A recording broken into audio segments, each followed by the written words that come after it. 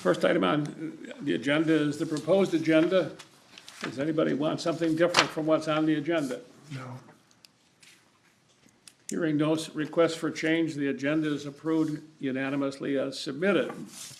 Minutes from the November meeting are attached. Does anybody have any heartburn about any part of the minutes? No. I see heads shaking. No.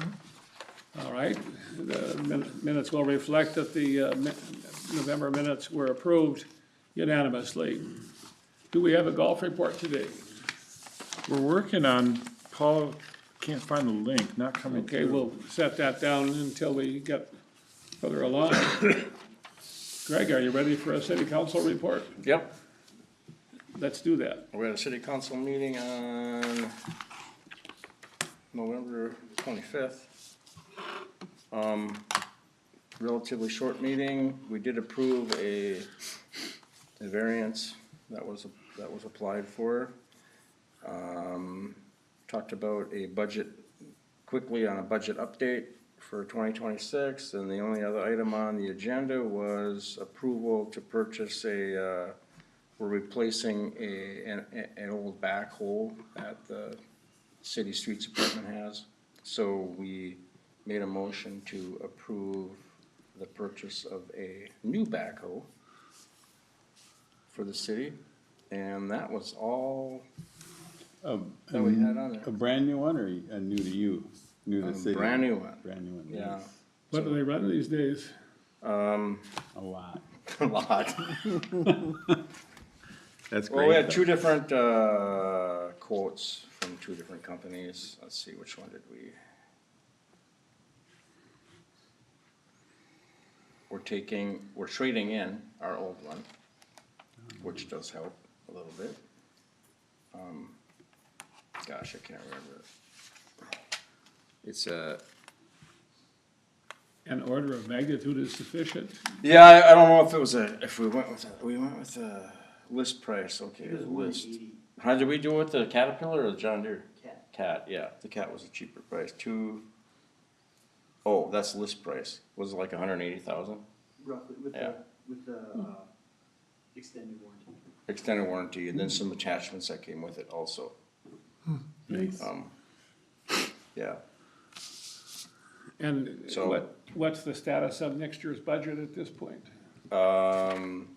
We're gonna have another meeting on that, but I believe, what were we looking at, around, have a note here, 2.99% proposed budget, but,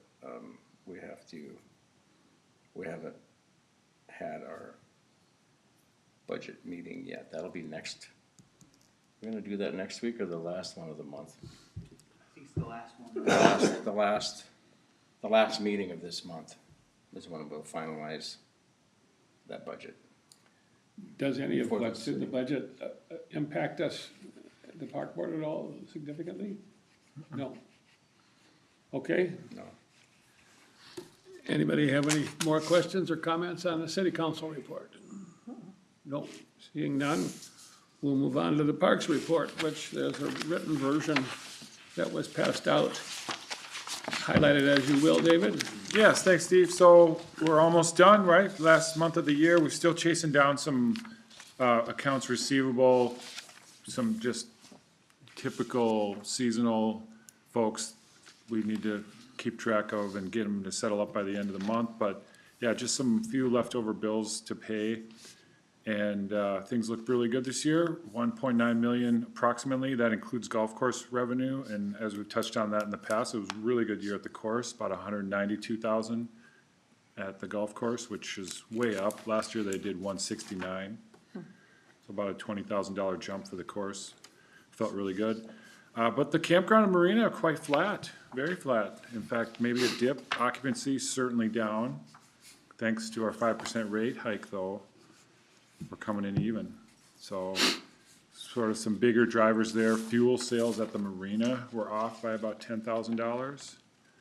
Large part of that is the border patrol boat, right? They keep a go-fast boat in the marina, twin 250s, generally take it out weekly, putting on hundreds of gallons a week. So easily their lack of use of that boat affected our fuel sales by maybe $5,000. And that was due to, Their staffing shortages or trained staff that can operate the boat, they need like 4-person crew. right, And they just haven't, they've been struggling with that in the past few years.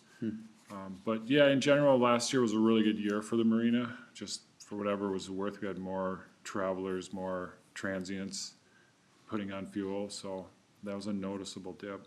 how was the mooring field doing? Moorings were great, actually up a little. It's a kind of a smaller segment, you know, I think we made about $6,000 this year versus $5,000 last year. But it was good to see those getting used.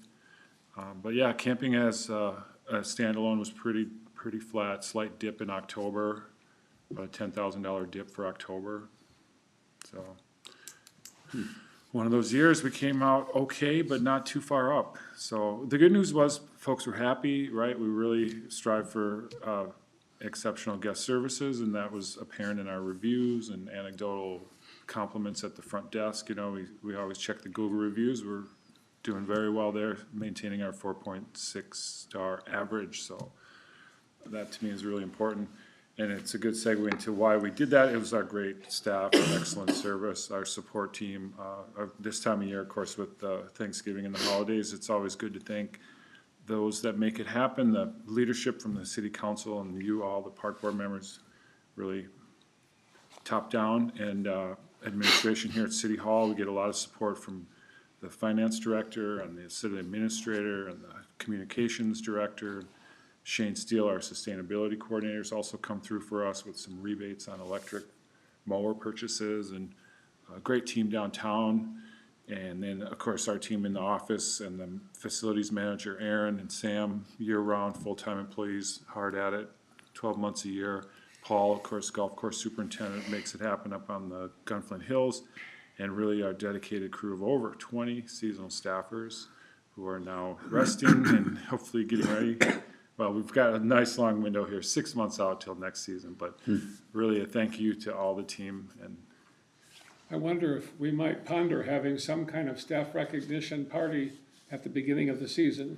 well, there's actually two. That's a good point, Steve. So Patrick here, as the communications director, does an amazing job with that, with a barbecue grill out during September. We do down at the picnic pavilion, just an informal lunch, and then, you know, free lunch for all staff members citywide. All the departments attend that, as well as the employee appreciation Christmas party that is being planned for this month. It would be nice if we showed up at the September gathering this next year. That's good. That's good. We can certainly invite you. Put it on the agenda for us Yeah. if you would. No problem. I might have to post it as a public meeting, but that's easy to do. So, yeah, really, thank you, everyone. Thanks to the seasonals and the full-timers and the public servants. And then here's the best news all day, right? We made it. We made our $1 million grant request. Just came through yesterday. The commission met on Wednesday before Thanksgiving, the 26th, had their final round of evaluations and awarding of the legacy grant money. We've been talking about this all year, right? We did our application in July, just in time. Our team from LHB were super, Mike Fisher and Doug Zahn, and I really worked this project as much as we could. And then when this commission came to town in October, was it, or September? October they were here. And we got some immediate feedback from the evaluation team of like, you know, we like your project, it scored very high, but the money is very tight. We had like $20 million of requests, we only have $11 million to spend. Would you look at a prefab structure to get kind of the bottom line price to do this bathhouse? At which point we jumped right back into action. The LHB team went to work, contacted the prefab folks, got a price for that unit. It saved about $300,000 on our initial ask, and that was just what that team was after, as far as like being able to fund more projects by spending less on us. Our initial ask was about 1.3 and change. And so here they are, they've come through for us with 1.066 So this is a long road to actual construction now. We have to I have to attend this mandatory meeting next month in St. Cloud. It looks like an all-day meeting. Other parks that were awarded will be there. I'm sure we'll be going through the wheres and hows and whens as far as getting this money from the DNR. It's appropriated for the 2026-27 budget cycle of the state, which starts on July 1st of 2026. So that is when contracts will be signed and money will become available after July 1st. Assuming the legislature appropriates the sufficient funds. Yeah, there is that little bit of, they always go with the recommendations, was kind of my read from speaking with the executive director of this group. She sent out that kind of a press release, actually, that says you should announce this far and wide. We like to kind of, get the word out for the projects we funded, and here's a template for a press release. And I sort of paused and thought, well, what if the legislature doesn't approve that? Well, don't worry about that, they always approve it, so. Hopefully not a jinx. But yeah, it's gonna be some time now until we actually see this fund, and that's fine. We need to do some initial, State Historic Preservation Association, or the organization SHPO, as it's known as. It's like a historic branch for the state to make sure the site we're developing doesn't have any artifacts or any sort of historic significance that we need to protect, which is, I don't foresee any problems, as this is a developed campground and we've already dug here and put in utilities, and talking with a few of the archaeologists who do these kind of reviews, we shouldn't have any problems with that. There's some environmental assessments and just the general red tape of dealing with state grant money that we'll have to get in order before we actually start spending. But there will be this process of design, which I'm very excited for us to go through. The application, as you know, was built around a custom bathhouse that LHB would design. That was the 1.5 for the, design and build. The prefab for $1 million, I don't have pictures to share, but these next few months, I think, is what we'll be going through that as far as what would we want to build. We do have that option to go custom. We just have to increase our local match. Okay, so you can go above. Yeah, You've got theirs and you can add your own. exactly. No hassle with that. No hassle. They don't mind. They don't mind. Great, As long as we build a bathhouse great. and, whatever we spend locally is up to us to decide. Yeah, The design will drive it. What's the minimum match? Well, it was like 5% or something small. We signed up for a 25% match, so that we were putting real, big boy money, like $300,000. We had already committed as a match towards this 1.06, so, because we have this healthy capital fund for recreation area, has its own capital fund within the general fund. And right now it's about $900,000. And every year we contribute 160 or so to it. So we have our own money to build what we Is want. that 25% of the million? So No. No, so it's in addition to the million, Exactly. okay. One other question I had, and that is on the prefab thing, your report noted that it's short of windows. Is there a less expensive way to use the prefab by putting more windows into it? No, they're quite modular and concrete in that there's no, I was thinking of the roof particularly for, yeah, it's concrete roof. They're literally just concrete. And okay, no overhangs. Not just the natural light we would lack, but we'd lack overhangs, we'd lack any sort of architectural elegance. okay, I think, as I say, over the next few meetings now, we'll have this review of design and options and aesthetics, and all that will come into play, and it will be up for us to decide.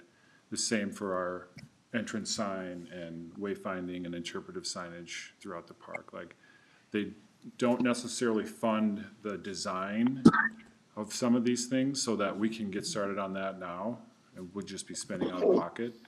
But it'll be, so we're in a position to build and construct after July 1st, after the money's available. Our loose timeline based on the grant application was, next fall of 2026, get the foundation in, and then build the new bathhouse in the spring, in the building season of 2027. The signage would be done in 2026. Possibly, if we have our designs in order and the money comes through in July, yeah, we could build those in the fall of 26. But the bathhouse itself wouldn't be constructed until 27. And where are they being, the prefab, where are they being made? Wisconsin? Huff Cut was the name of the group we spec'd, based on other parks' use of them and their positive reviews. Is there I a dead, wonder if it's worth looking at the people who built the Heights. That's all modular construction, and it's far more varied than what you're describing. I wonder if we should give them a chance to think about it before we make a final decision. Yeah, possibly. I have a feeling they're kind of in a different segment of prefab, but so we got a few names from this group, from the GMR PTC. They supplied like the reference to Huff Cut. There was another South Dakota firm that was mentioned. It was like, had concrete in the title, but of the two, they recommended Huff Cut. They used them in other projects. Other parks had used them. We reached out to that. Lyon County was there, like, call this guy at Lyon County. He's done 6 of these. They're great. They're on time. They're on budget. They're durable, easy to clean. So they do have some advantages there, but again, it's the aesthetics that we want to be aware of, because this thing's gonna sit down by the water. Before we spent the extra money, I'd be interested in knowing what the people at the Heights, the contractor that did that, Sure. if they're at all interested. If they're not, that makes it easy, and if they are interested, then it might be worthwhile talking to them longer. Sure. Okay. I have a question. Is there a deadline for the money to be spent? The DNR grant? Yes, but it's like multiple years out, Okay, right? I don't believe we would have More any than trouble 2? with it. Yeah. uh-huh, I think it's 2 years, okay. just top of head. Like 26, 27? Well, Well, through July. 28, yeah. Yeah, Yeah. Yeah. okay. And so, keep in mind, this is a moving project of, we still need to design it, spec it, price it. All this is gonna be the next year, really intense, I think, come July. And if you're busy with camping, that'll only add to the pressure, but we'll get it done. The existing bathhouse too will be fine, remain open and accessible and available. And that's a kind of an advantage to the construction season of like not needing to build this thing in the winter, which would really drive up the costs. Similar, when they built Bathhouse 4 years and years ago, 20-some years ago, that was like a start in the fall, had to be finished by the spring, because it was replacing an existing bathhouse on the same location, and they had to envelope it and heat it, and really drove up the costs. Is there any reason not to keep the existing bathhouse that we're replacing in service for as long as it's useful? It's very difficult to say that we have the potential to put a couple of really high-value sites in there. So there's a If revenue that's loss. true, that's fine. I just didn't know Yeah. what the plan was. It's an enduring old bathhouse, but it is old. The pipes are scaled with galvanic corrosion, and it's for what it's worth, it's just not, it's not worth keeping. It's kind of our read. Now, it is right next to the office. We don't offer public restroom in the office itself. A lot of people come in off the road like, you got a restroom? And we say like, it's right out back. And so we've, even this summer when we're doing this, and thought, oh no, what if we don't have bathhouse too? Like, where are we gonna send folks? So there's some nuance to this. Well, the one that's to the northeast is Yeah. not all that far. Right, but it's not visibly like right there. It is true, it's only 2 minutes away, but it's not 1 minute. And when you gotta go, you gotta go. You're not proposing a porta potty there, were you? Oh, gosh, no. We could Maybe buy that one. portable restroom trailer? Thunder bucket. Too late. So can you talk about the design of the signs?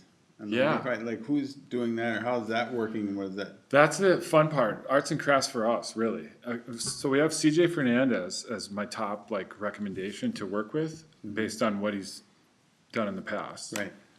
He was, obviously designed the landing, which we're very happy with. He did put together like an entrance sign that was, complementary to the landing 5 or 6 years ago when that was being designed. The idea was like more of a monument signage though, and it had the stone and the pillar, and it was like 6 figures. And so we didn't go for that just based on price, and get the landing done first was kind of the And you're idea. talking the George Morrison landing? Yeah. Okay. Yeah. So because CJ's kind of already sketched out a sign, an entrance sign, and it's a really nice one. And he did scale it back, and it's something we included in the grant application as an example of what we Yeah. do for the entrance sign. His scaled back version was like 50,000, and so we put in for 60,000 in the grant application for signage, Designing. for the whole package, The whole yeah, thing. for design and build. And that included the wayfinding signs, the little like smaller kiosk or interpretive panels or whatever we decide to go with. We're pretty pleased with the Morrison panel as well, that sits next to the landing, as an example of like what we would do here, there, and here. The master plan does have a map where it's identified like where these interpretive and wayfinding points would be throughout the park. So we have a pretty good, base for where would the signs go. We just don't have the creative, what would it look like? Can you send us a copy of the sign material that went to the grant people? Sure. That'd be great. Yep. Yeah, I feel like that's kind of the fun part of this project is the signs, or not fun, but Yeah. easy. And I would suggest we, work with CJ and even like the local team that helped with the Morrison project, like Sweetwater Design, kind of set the tone for fonts and colors and that sort of business. But yeah, really good news here. Couldn't have come that's at a great. better time. That's great. Congratulations. Well, thank you Yeah. to all of us. And then the last bit of business here, Board Member Nesham, we talked about this last meeting briefly, just the idea of like, I believe, serves with the Dark Sky Committee, or is it a board you're on? There's a state board and a local, sort of a small consortium of 20 or 30 people. Yeah, and so they've been keen on, obviously, our dark sky status is pretty well known throughout the marketing world. Visit Cook County does a Northern Lights page, and a dark sky page is one of the most heavily visited pages. Folks just love the dark sky up here, and so here we are encouraging that and putting out this message now on our confirmation emails that we send out to the reservation folks. Bob asked how many reservations we do. It's probably close to 8,000. So this will definitely get some eyes on it. And then when we reprint our big map that's, for site, wayfinding we give out at the front desk, on the back of that map is all of our campground standards, like, firewood and pets and whatnot. We can add this same language to hopefully get the message out. Got some brochures in the office. Aside from the time that Dave and I put into this, which was what, 15 minutes? It's free. Yep. You Yeah, know, it goes to all those people, it raises the bar on aesthetics, and it's free.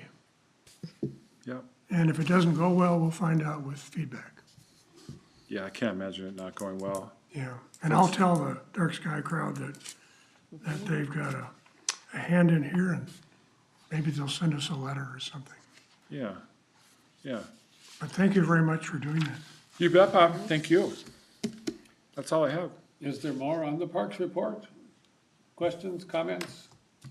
We're at the bottom. I see Paul is with us. We can go back up to the golf report item on the agenda. Paul, it's ball Hi. report. Can you hear me? Yep, we got you, Paul. Thanks for joining Alright. us. Yeah, yeah. Yeah, what was that corrosion you were talking about? That sounded like I like that word, Oh, Galvanize. galvanic corrosion. Yeah, galvanic yeah. corrosion. Yeah, watch out for it. Yeah. Yeah, Never I sleep. think we have some of that. Yes. I'll bet you do.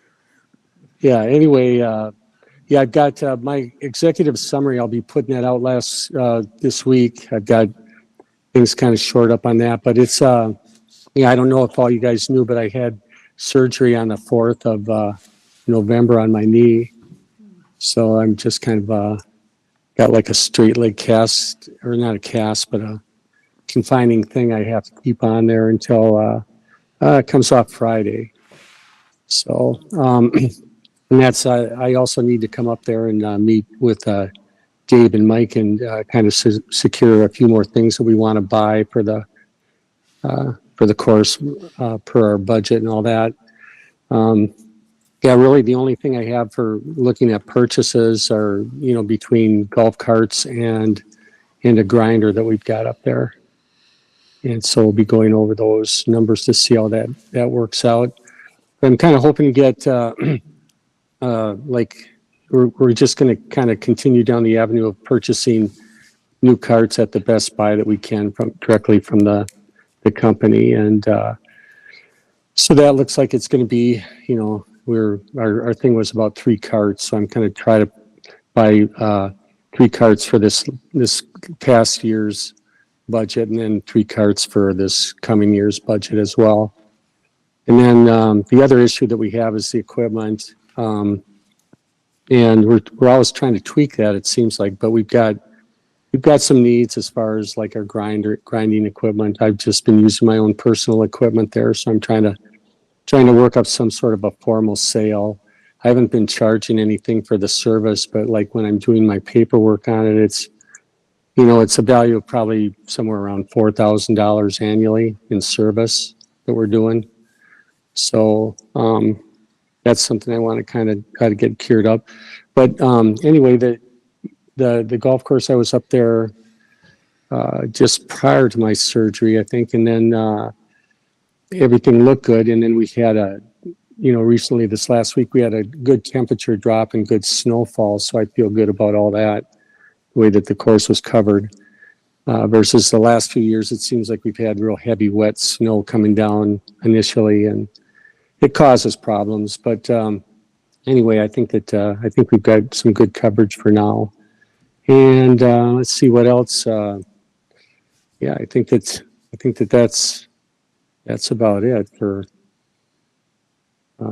Other than I guess you'll see it in the executive summary, but we had a good year. Our numbers are up this year. They're the highest that they've been, and that's kind of the trend that's been going on here. So we're happy about that. We're just going to kind of keep building on the same concepts that we were doing before, just trying to have really good maintenance on the course and have a pleasant experience for people coming through. Yeah, well done, Paul. Thank you so much. You and your crew knocked it out of the park this year. Yeah, it was good. The crew really helped out, and we had some decent weather, made the course look good, and yeah, we're happy how it went and all the numbers rolled through. And I was curious about how that's going to go every single year, but it seems to keep creeping up a little bit. And and I was real happy with getting over that mark that I wanted to get at this year, which was, I don't know, it's like 209 or something like that gross. And once you peel off the sales tax and stuff, I think it was, I don't know, 193 or 195. But yeah, it was good, really good compared to the previous year. I think we were up, I think we were like 163 so we were up considerably from the previous years. And that's I think even a substantial jump from the growth that we've been having every other year before. So yeah, it's going good. Do we know what the ratio is between member play and stranger play? Between member play and stranger play, yeah, we have, yeah, our visitation play is a, you know, it's a strong part of our revenue. It's probably, yeah, I'm thinking I can put that figure in that report, but it's, you know, our membership has been growing, number wise, but, what throws that off a little bit is we've got a lot of youth participation. And, so we're really happy about those numbers, but it doesn't, their cost for, a membership is minimal, so it doesn't add as much revenue as some of the other memberships. And so, yeah, our membership has kind of stayed pretty much the same, but it seems like it's probably, you know, about, you know, 25 to 30% of our revenue, our membership. So that really helps us, as far as, you know, starting all of our startup, revenue and all that stuff. Have you had any further conversations with the city about letting city residents know that they can have a membership for 15% less than other people? Well, as far as for methods to convey that, you mean, or? Well, you know, Yeah, I we- suggested we send something along with the tax notices. I don't know whether we can do that or not, but it seems to me that between you and Patrick and Mike, that we could come up with some way to give a more direct notification to our residents who might get off the pot if they knew where it was. Yeah, I'd be all in favor of that if we can let them know that there's a benefit waiting for them there. Yeah, absolutely. Yeah, Why don't I'm you not bring sure. us back I'm not something sure how in the we next do that. couple of months on that question? Talk to Patrick and to Mike and see, and Dave, I suppose, would have a hand in it to see what we might do that would generate more revenue than it would cost.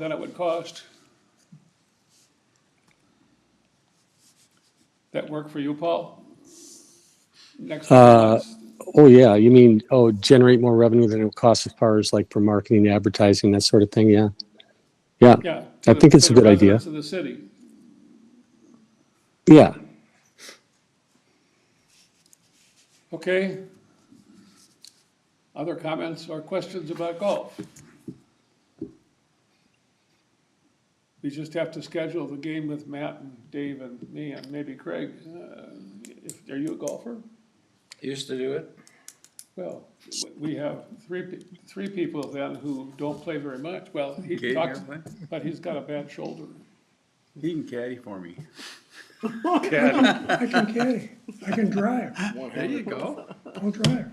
There you go. Yeah, never bet against anybody with an It would be injury. good to do that at some time, Happy when to the course isn't busy, And I'm very patient. maybe at the end of the workday, like As 4 long as you o'clock go or from something. And I side to offer side. advice, number 5, number 7, And you can look. and I'll watch meet you in the ball. clubhouse after. yeah. Anybody can do it, you just have to be able to count to 100, right, Steve? Can't do that. Be illegal. Golf balls right there. That's about all right. Some people count higher than that at our course.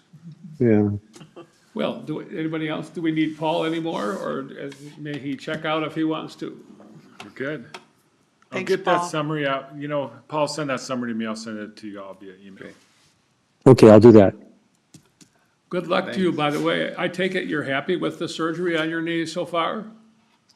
Well, it's been kind of depressing because I've just had to like sit around and be, kind of do nothing, which is kind of what I fantasize about all summer long. But it's not very much fun. So I'm looking forward to doing stuff. Like my dog just looks at me, wants to go out and do stuff. And, well, we've got a yard for him to run in, but anyway, yeah, I'm looking forward to my Friday. I go in to PT, and then the surgeon comes in and gives me the okie dokie to take this thing off. But what's interesting is I just had like meniscus repair, and then they, it's like a 16, after this, it's 16 weeks of where I can't go past the 90-degree crunch, I guess, or, you know, they don't want me to go past 90 degrees when I'm working out with it or whatever.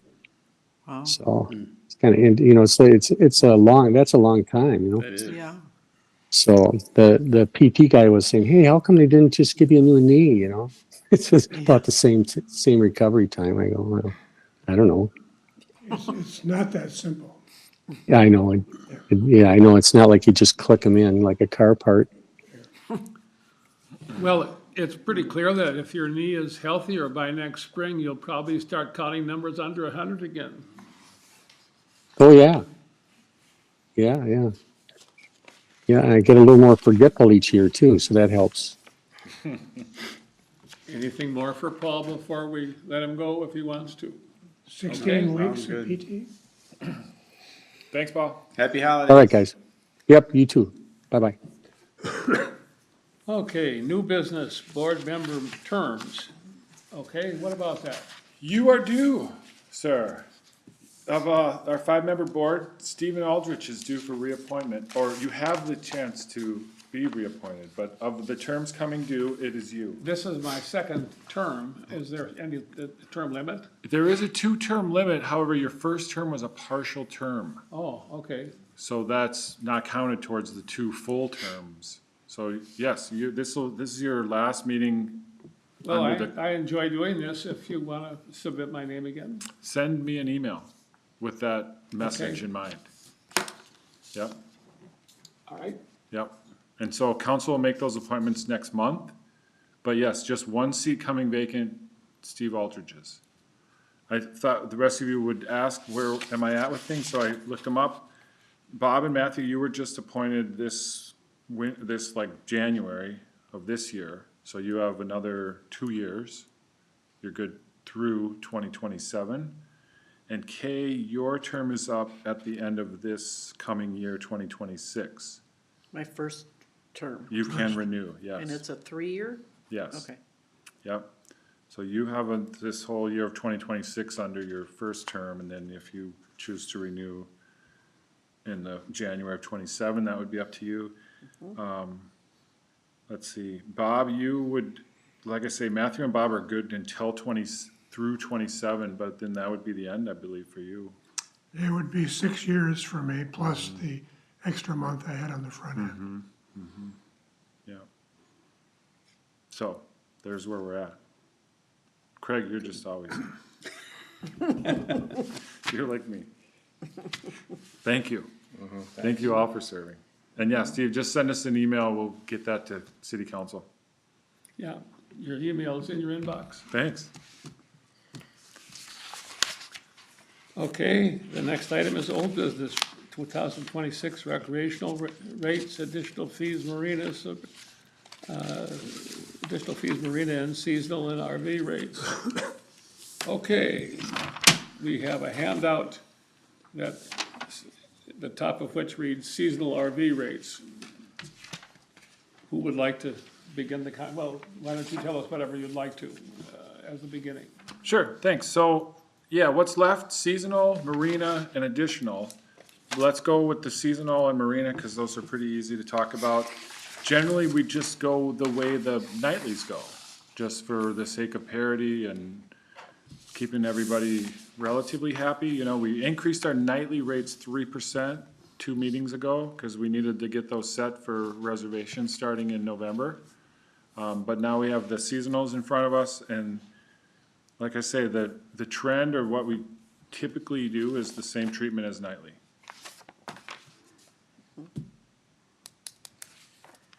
Same for marina. Those kind of nightly, seasonal, and marina in the past have generally had the same kind of across-the-board increases.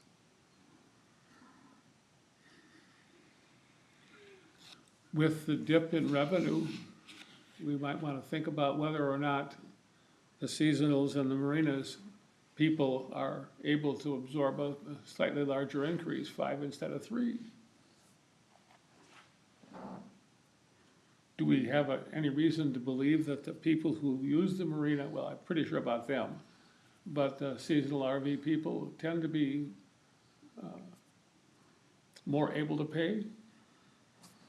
I can't speak for that. I can only say they, in the past, have been outspoken in their kind of loyalty and several on fixed incomes. So it isn't a matter of, you know, abundance of wealth and ability to pay.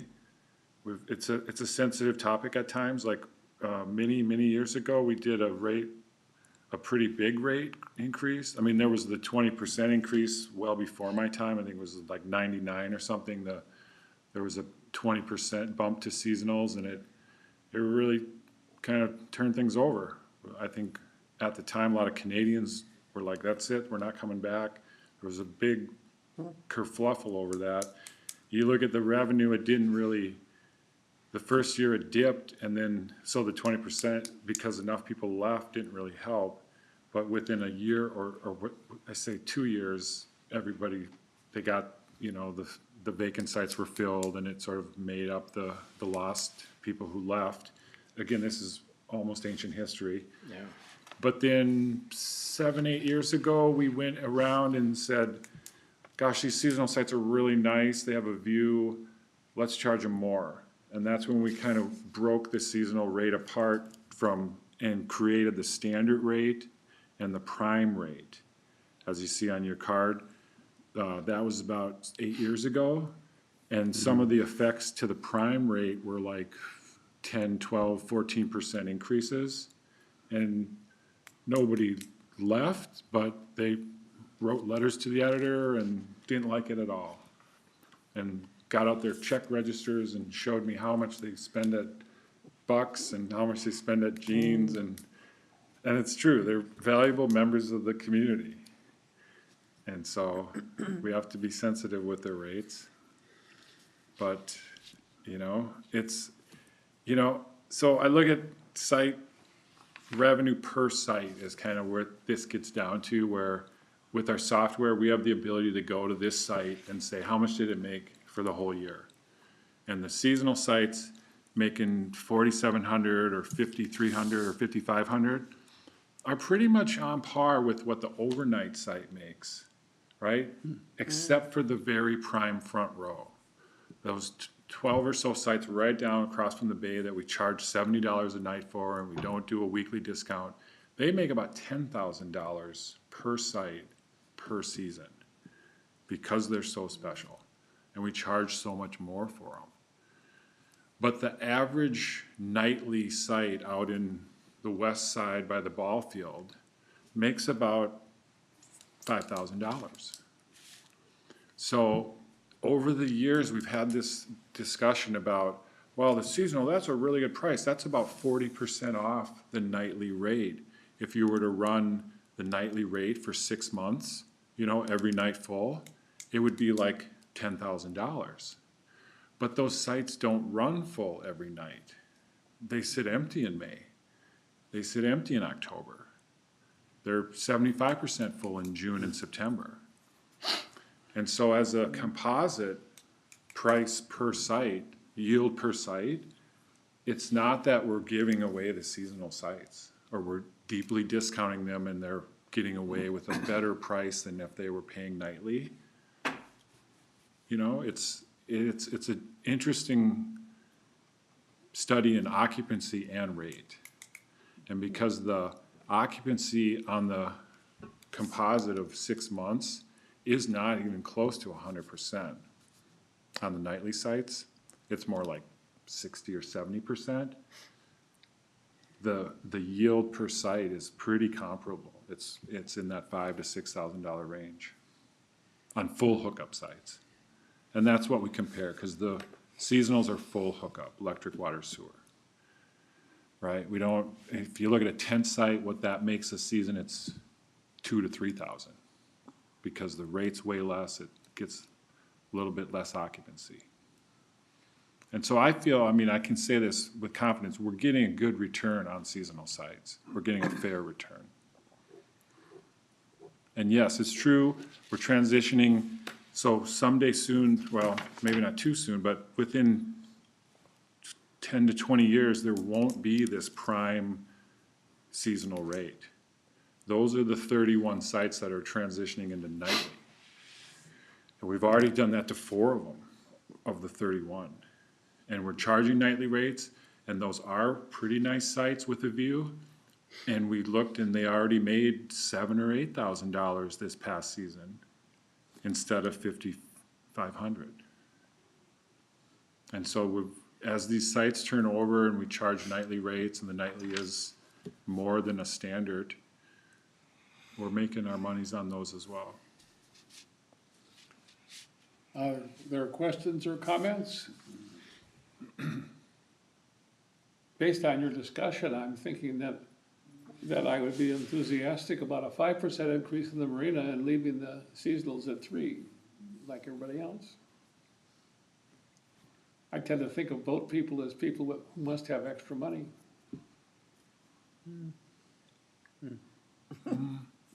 Especially those who live in the boats and But that's not how our marina There's runs, a lot of actually. smaller boats in there. Yeah, we have maybe one or Fishing two boats. liveaboards, A lot of small, and those And a lot two of are small like on ones. fixed incomes, like not very fancy boats. But the seasonal guests in our marina are not liveaboard affluent millionaires. They're local sportsmen and, you know, running little fishing boats. Are all the berths full for the year? And how many balls are empty out in the harbor?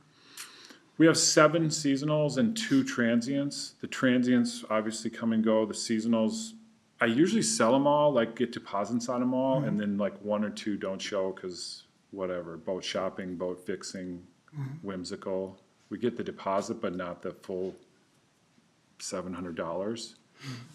Last year, we had 6 of 7 pay full, and 1 just pay the deposit. So no place to anchor in the harbor, really? Oh, you can anchor. There's little places. No, Yeah. I mean, no place to attach to a ball in the harbor. Just the transients. Yeah. And like the 7th ball that didn't go to the intended user off the waiting list actually was resold to a guy that just bought a boat and needed a spot. So we got our money on it. It's kind of why the buoys did pretty good this year. But yeah, I would caution against kind of a 5% here, 3% there. It just, people get excited about that. It's not fair, is what they would say. I would make a motion feel to, free. It would be in order. increase the seasonal camping rates and the marina rates, 3% across the board. Is there a second to that motion? Second. Is there further discussion? There being no further discussion, we'll call a vote. All those in favor, raise your hand. Aye. Looks like 5-0. Thank you for finding a consensus. Nice, thank you. All right. You know, we've reached the end of the written agenda. No, we've No? got these extra sort of additional fee rates, right? The first page, the front page. Which one are we of that? talking about now? Flip the page. Oh, you didn't get that? Oh, okay. It's here, this one. I got some extras of those if you need them. Oh, okay. I think that's the one after this one. No, I got this. Additional fees and seasonal. Yeah. He's got it. Yeah, everybody got this? So, couple easy ones maybe to look at first, the storage rate.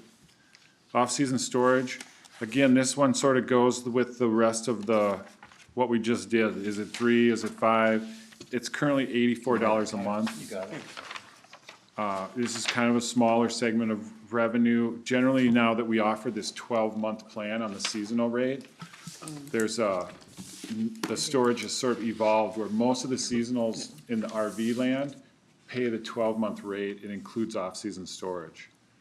So we used to have this idea that you could do like a 3-month minimum on a seasonal site and then pay the other 9 months on storage. And we're really kind of phasing that out because we're leaving money on the table. Obviously, we want the seasonals to pay like a 6-month rate and we'll throw in the storage. So not a lot of folks actually pay the off-season storage anymore on the 3 and 9 deal. It's like the folks that used to get that still get that, and there's less of those every year. The boats, there's the same idea here where you see the big boats parked out in the ball field parking lot. That's an off-season storage rate.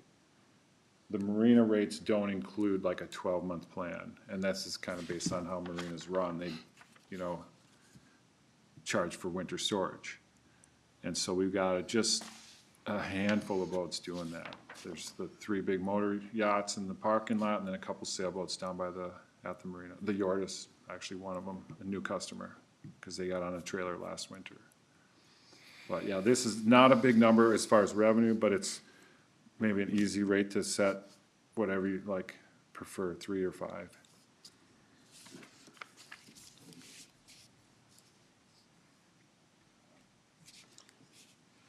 Looking at the prime seasonal rates, the second item on your list, it talks about $20 more per night than the standard full hookup on some, but then the other ones, then you're proposing a $10 difference on the other ones. Is there a reason for that difference? Yeah, Steve, let me explain this a little better. The $20 more has already been established, already been charging for many years now. That's that front row group, that's the right across from the bay, sites number 1 through 18. 3 of them are tent sites, they don't charge that much more, but the 15 of them are RV sites, and they're our best site. They charge the most rate, it's $70 a night. A standard electric water sewer site is about $50 a night. So that we've already been collecting this extra money. That's how those sites earn $10,000 per site per season. And nobody really bats an eye on that because they're right on the bay. But now so the idea of like $20 more a night, that's already set, established, been collecting for years. It's in the context now of these second tier sites, the ones that are just above them, Okay, they're that not are the same as the other transitioning. ones. Yeah, they're Okay, not now- quite as nice, they're not quite as viewy and big, so they shouldn't really get the $20 lakeside charge fee. Okay. And Sam and I, you know, office manager and I have been kicking around this idea of like, what should they be charged? They're not standard. Last year, we charged them at the pull-through rate. On our rate card for a full hookup, we charge more for a pull-through site, which is standard practice in the campground, right? It's a convenient site, big site, you can pull through. It's about $5 more per night. It's actually $4.50 versus a standard full hookup site. So figure $50 versus $54.50. I threw out this idea of like $10 more, but it creates a new class of rate, a new somewhat confusing, just these sites are that much? How about that site? I mean, it to me, and especially Sam, she thought, let's not go there with another rate on an already pretty confusing rate card because of tents and electric water and electric water sewer and electric water sewer pull through and electric water sewer lakeside. And we don't necessarily have a name for these that, you know, warrants this separate category yet. And again, we've only got 4 of them in play. They're not 30 of them yet. It's an evolving class of sites that every year we'll add a few more to. And so in the meantime, Sam felt like $10 was too much. They're not that much better than a standard. They don't have the expansive views. Some of them do, but they're not the ones that have flipped yet. The ones that are like above the marina, right? There's like that row that sits above the marina, beautiful views. None of those have become available yet. And so the ones that have become available are kind of around the office with like a view of Bathhouse 2, Right. right? And it's like, The it's not, woodshed. yeah, it's not really worth $10 more a night. We're recommending to just continue to charge them like at that pull-through rate. That's, you know, 4.5 more. And maybe next fall or this coming next round of rate discussion, we look at it more strategically with like charging more for both the pull-through and these prime, right? Because we feel like the pull-throughs are very in demand. They're the big 40-foot sites that the billionaires with the buses are gonna pay whatever we ask. And so 4.5 more is not enough. And yet, too late, we've already taken reservations on those sites. People already got a I hate notice to of say here's the this, but I rate. don't know any billionaires that ride a bus. Well, these motorhomes that are $1 million. Billionaires, maybe. Yeah. I'm exaggerating. But it's too late to change the pull-through rate for this coming season. It should be something we look at next fall And in the meantime, we should just continue to price these transitioned into prime at that pull-through rate. Because it doesn't create a new rate, it's still getting good money back on these sites. We feel like just leaving that one alone after like thinking about it quite a bit. So that there wouldn't be any further action necessary on the creating a new rate for prime seasonal. Let's pump the brakes on that until next fall, and let's think about a prime / pull-through rate that's like $6 more or $7.50 more. So If I that, understand it, you're recommending that we adopt all of the suggestions except the venue rental, which is open for discussion. And you're not recommending a $10 increase on those prime sites. right. I would say like the second paragraph of create a new rate for prime sites, let's not. Let's just charge them, and, you know, they are charged more at a pull-through rate. So we are making more on them than a standard site, because they're, got a view, they're worth it. But we don't need to create a new rate for them yet. So yeah, let's not get too excited about that one. Storage, I would say go 3%, whatever that is, $1 or so, $2. And then, yeah, we talk about venue rate, extra fees. That again is nickel and diming. We did some market research. Burlington Bay charges $5 more a car. Silver Bay charges $5 more a car. Maybe we just keep it at $5 more a car. It's really not that important. It's not a big moneymaker. But yeah, there is chance that I think could finally adjust our rec hall and pavilion fees. And then the top one, this like cheat fee has been what we've been kicking around quite a bit. How do we set that? How do we communicate that? Do we even want to? Do we even care? I personally, it doesn't, so we're not getting burned with like empty sites because of this. Somebody will book July 20th through August 4th on January 20th, so they can get their picnic weekend, right? And not wait till February 1st or whatever to book August 1st through the 4th. This is the trend. It's other parks, the same problem with a, you know, rolling date window, and you can stay for up to 2 weeks. The cheaters are gonna cheat. They're gonna book an earlier arrival to capture the weekend they want, and they're gonna call us or email us back and say, oh, change of plans. I'm not coming till the 1st. And so we cancel their first week or 8 days that they booked, and it resells, because it's the end of July, right? It gets occupied. And It always does. Mm-hmm. I mean, that's where it'd be a problem if it didn't. yeah, exactly. But If if we it were a small does- mom and pop and we only had 30 sites, and these folks were doing this and they canceled last minute and the site sat empty for a week, we would not be happy. We would charge them for that Right. week. Then we need to. But it's Yeah. the end of July. Mm-hmm. You know you're gonna sell it. Mm-hmm.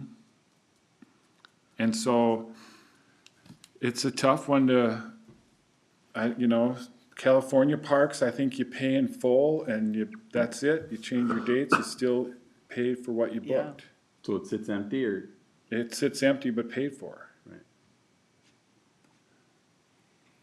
Well, I think you've obviously done the research, and if you don't feel like it's worth hassling with, That's, I don't think it's worth hassling with then. right, Yeah. right. If we weren't, like, if half of them weren't selling them, that would be different. Yeah. right. I think, yeah, like you did the research on it, so. And it's a handful of, you know, family, Cheaters. like loyal families. Oh, we've been coming to the picnic for 20 years. It was like the same people that showed up in line when we were like, oh, you don't want to wait on the phone or you get the busy signal in January? Come on up, we'll book you in person. And suddenly these Drive up. 30-some people, diehard people, got to get their fisherman's weekend, drive up in January and book it. And it's like, lo and behold, these same names this is the same name that did this last, they booked you, you know, and we'll say on the phone, you're cheating. Yeah. So when they make that reservation, do they just put a deposit down or pay in full? Just a deposit.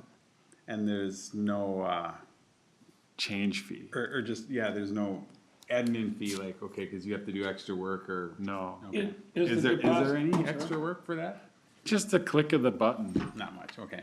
Is the deposit for 2 weeks more than the deposit for 1 week? No, That might be the way to make the change. If people reserve for 2 weeks, that deposit ought to be more, huh? yeah, Especially but prime then, time. yeah, and then they cancel it down to 3 nights. We keep, I mean, the deposit goes towards the total. It's not like a separate extra. There's a $10 reservation fee, that's just standard. Right. And then another 30 towards the camping, so it's a $40 deposit. And that's just applied towards your total, no matter 1 night or 14 nights. I'm just thinking that having a slightly larger deposit requirement for a longer stay would discourage cheaters on the margin. No, No. They're all rich can't- enough, yeah, and it's because it's going towards the total anyway.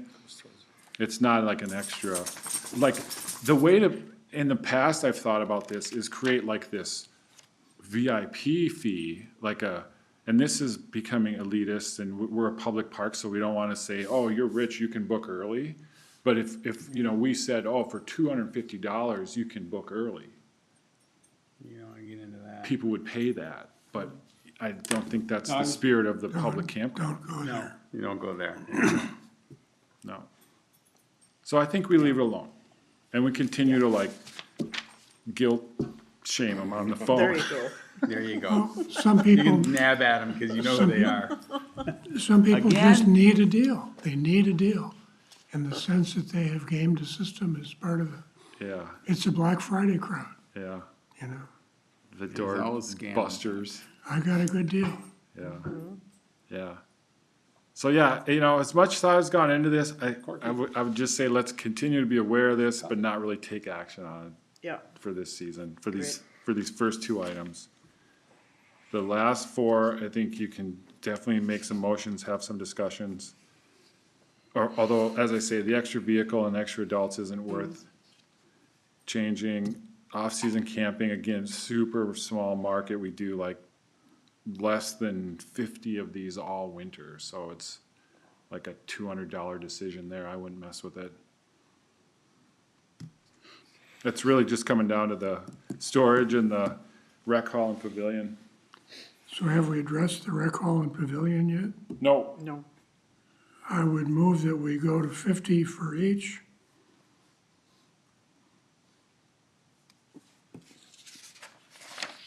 is there a second? what do you mean?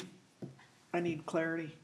50 for rec each, hall like, or- for a half day, whole day, any day? 50 Anybody? for a reservation in the rec hall or for a reservation at the pavilion.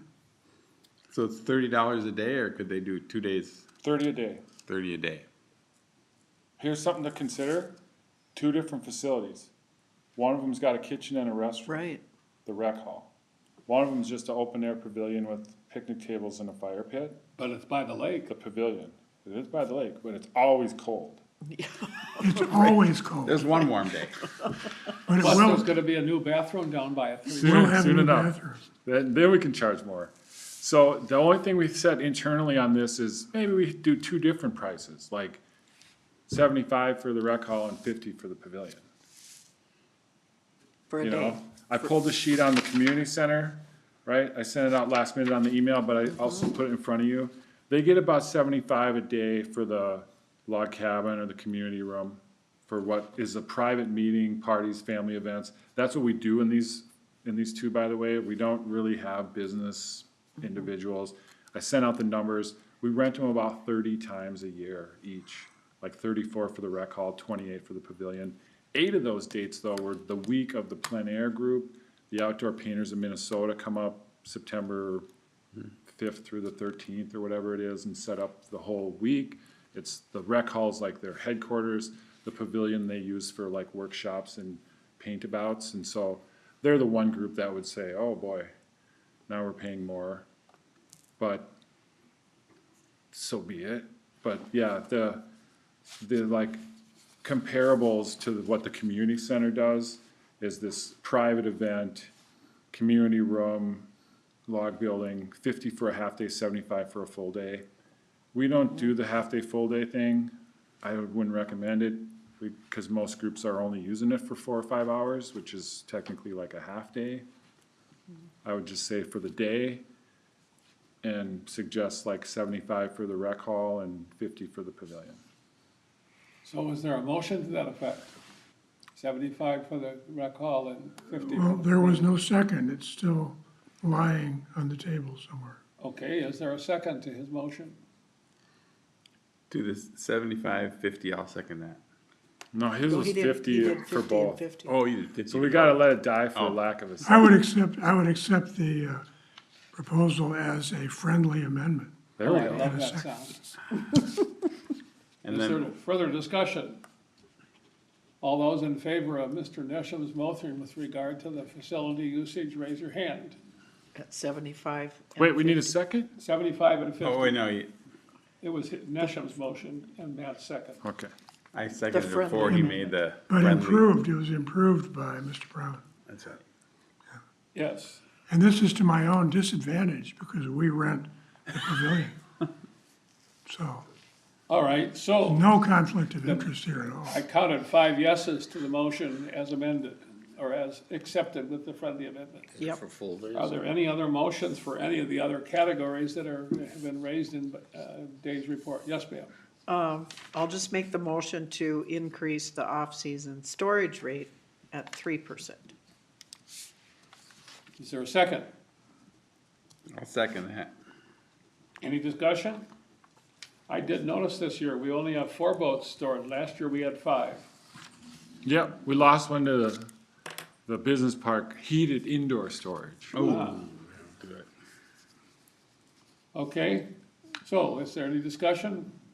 All If you- those in favor of that motion? If you can afford heated indoor storage, then you are a billionaire with a bus. Maybe still millions. Yeah. All right, so call for a vote then on the motion to increase the rate for that category by 3%. All those in favor, raise your hand, please. 5-0.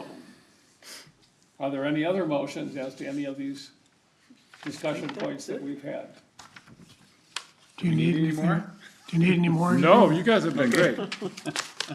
Very In that efficient. case, I think we've done all of our business that we could possibly do today. And it's before 6 o'clock. Congratulations to all of you for moving the ball forward. Great. Thank you. Thank We're you all. adjourned.